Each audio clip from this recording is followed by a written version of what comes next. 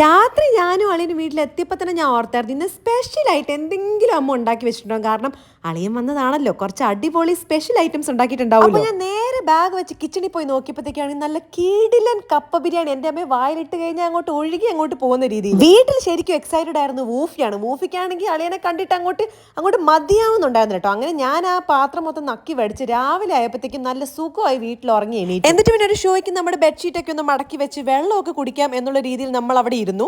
ഇച്ചിരി ലേറ്റ് ആയിട്ടാണ് ഞാൻ എണീറ്റത്. അവർ ഓൾറെഡി ഫുഡ് കഴിച്ച് കഴിയാറായിട്ടുണ്ടായിരുന്നു. പിന്നെ അടുത്ത എക്സൈറ്റ്മെന്റ് എന്ന് പറഞ്ഞാൽ രാവിലെ എന്താണ് ബ്രേക്ക്ഫാസ്റ്റിനുള്ളത്. കാവലായിട്ട് ഈ വൂഫി വന്ന് നിൽപ്പുണ്ടായിരുന്നു. അപ്പോൾ ഞാൻ പോയി നോക്കിയപ്പോൾ നല്ല അപ്പവും ബീഫ് സ്റ്റൂവും ഗൈസ്. ഓ മൈ ഗോഡ്, എൻ്റെ അമ്മേനെ ഞാൻ അങ്ങോട്ട് നമിച്ച് കളഞ്ഞു. കാരണം അത്രയും ടേസ്റ്റ് ആയിരുന്നു.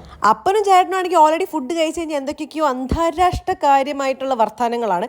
ഞാൻ പിന്നെ അതിലൊന്നും ഇടപെടാൻ നിന്നില്ല. നമുക്ക് നമ്മുടെ മെയിൻ ഫുഡാണല്ലോ. അപ്പോൾ അങ്ങനെ ഞാൻ 2 അപ്പവും സ്റ്റൂവും കഴിച്ച് കഴിഞ്ഞ് വന്നപ്പോൾ വൂഫി ആണെങ്കിൽ അളിയൻ്റെ അടുത്ത് നിന്ന് മാറുന്നില്ലെന്നേ അവിടെ അങ്ങോട്ട് ഇരിക്കും.